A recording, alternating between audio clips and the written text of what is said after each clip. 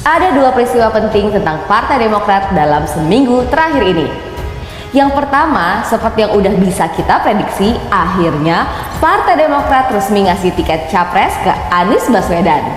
Itu dilakuin setelah dapat restu dari majelis tinggi partai yang isinya dia lagi, peponya Mas AHY. Tapi ya seperti yang udah kita prediksi juga sih, Partai Demokrat ini dukung Anies tanpa ada imbalannya, alias gratisan guys. Soalnya nggak ada komitmen dari Anies maupun partai pendukung Anies lainnya kalau Mas AHY bakal jadi cawapresnya Anies. Malahan nih guys, kali ini dari kubu PKS sih, salah satu partai pendukung pencapresan Anies juga, sekarang mereka malah ngajuin nama baru buat jadi calon pendampingnya Anies di Pilpres 2024 nanti. Cawapres baru ini adalah Ibu Khofifah Indar Parawansa, Gubernur Jawa Timur.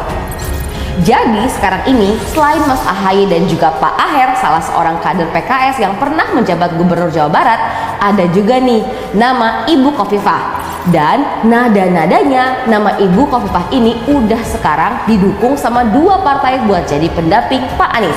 Didukung sama PKS dan juga Partai Nasdem. Tapi guys, ini gak bakal gampang buat kubu Anies Baswedan buat bisa gaet Ibu Khofifah. Soalnya, nah ini yang bikin Cut seneng dan kalian para penonton setia 2045 TV pasti juga gembira. Soalnya guys, pemimpin perempuan ini ternyata banyak yang ngelirik. Jadi selain kubu Anies, Ibu Khofifah ini juga dilirik sama Pak Prabowo Subianto. Ya maksudnya dilirik buat jadi cawapres loh guys, bukan dilirik buat yang lain. Oh, no.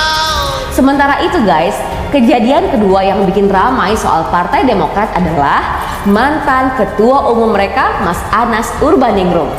Ayo, masih pada inget kan sama Mas Anas ini? Jadi guys, Mas Anas ini kan lagi di penjara gara-gara kasus korupsi.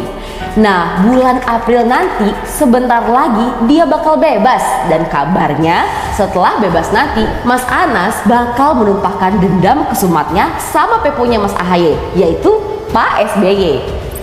Jadi Mas Anas ini ngerasa kalau dia dipenjara karena dijebak sama Pak SBY dan juga KPK. Menurut kubu Mas Anas sih, jadi di zaman Pak SBY itu KPK emang udah dikooptasi, alias udah bisa dikendaliin sama kekuasaan, sama istana, yaitu sama Pak SBY katanya. What? Indonesia sejak dulu kala tetap dipuja-puja bangsa. Dan calon presiden yang mereka andalkan waktu itu ya siapa lagi kalau bukan Mas Anas Urbaningrum, sang ketua umum partai. Akhirnya nih korupsi berjamaah ini dibabat abis sama KPK. Mas Anas Urbaningrum termasuk yang kena juga kali itu. Dia kenanya di kasus Wisma Atlet Hambalang. Nah ini soal Candi Hambalang yang mangkrak itu loh guys. Tapi di antara para pejabat Partai Demokrat waktu itu ada nih satu nama yang lolos dan gak diperiksa sama sekali sama KPK. Padahal ini udah ada beberapa orang yang bersaksi kalau beliau ikut kecipratan dana korupsi berjamaah para kader Partai Demokrat itu. Bikin ramai soal Partai Demokrat adalah mantan ketua umum mereka, Mas Anas Urbaningrum. Ayo, yang masih pada ingat kan sama Mas Anas? Ini jadi guys, Mas Anas ini kan lagi di penjara gara-gara kasus korupsi. Nah, bulan April nanti sebentar lagi dia bakal bebas. Ya, pasti kalian juga udah paham lah ya siapa yang berhasil lolos itu. Ya, siapa lagi kalau bukan putra bungsunya dari Pepo yang waktu itu menjabat sebagai Sekjen Partai Demokrat. Nah makanya ini juga yang kemudian menimbulkan kemarahan dari kubu para pendukung Mas Anas Urbaningrum. Soalnya di mata mereka ini udah ketara banget kalau KPK nggak berani sama keluarganya Pak SBY. Jadi KPK periode 2011 sampai 2015 ini yang dipimpin sama Pak Abraham Samad katanya beda banget sama KPK sebelumnya, periode 2007 sampai 2011 yang awalnya dipimpin sama Pak Antasari Ashar, seorang mantan jaksa.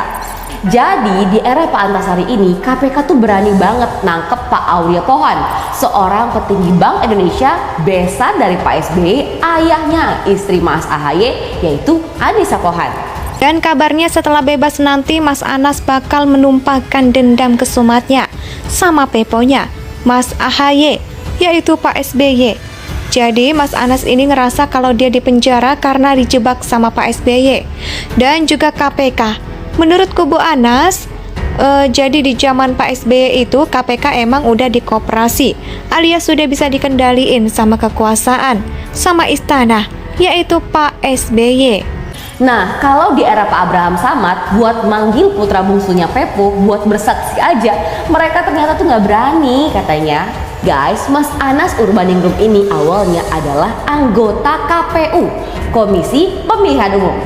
Dia menjabat anggota KPU di periode 2001 sampai 2007. Nah, KPU era itu punya tugas besar guys. Tebak tugasnya apa? Ini adalah KPU pertama yang jadi penyelenggara pemilihan presiden langsung di tahun 2004. Tahu dong siapa yang menang pilpresnya? Pastinya tahun 2004 itu Pak SBY yang akhirnya menang pilpres. Setahun berselang, tahun 2005, Anas Urbaningrum ini mundur dari KPU dan kemudian bergabung ke partainya Pak SBY, Partai Demokrat. Tahun 2009, dia terpilih jadi anggota DPR RI dari Partai Demokrat lagi.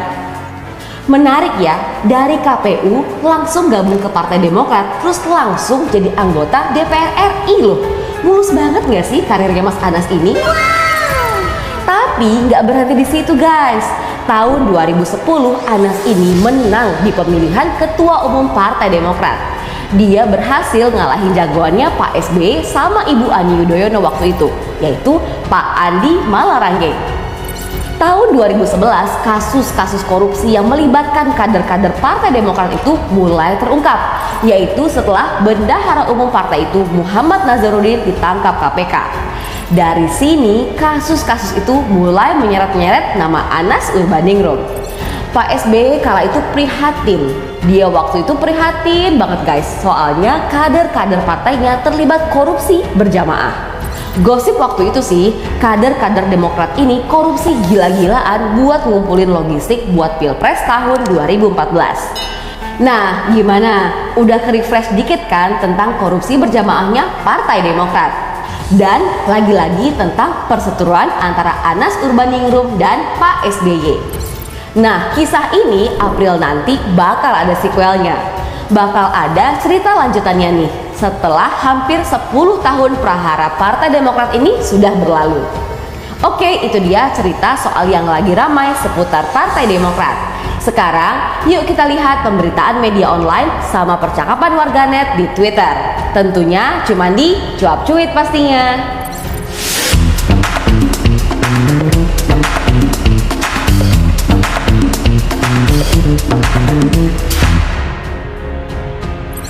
Dilihat dari pemberitaan online, jumlah pemberitaan mengenai AHY, SBY, dan Partai Demokrat di media daring selama sepekan terakhir tergolong cukup tinggi. Kalau kita lihat, ada 1.564 artikel yang memberitakan Partai Demokrat dan petingginya tersebut selama sepekan terakhir. Secara umum, pemberitaan mengenai Demokrat dan para petingginya itu didominasi oleh isu-isu terkait kontestasi pemilu 2024. Pastinya, sekarang Indonesia tanah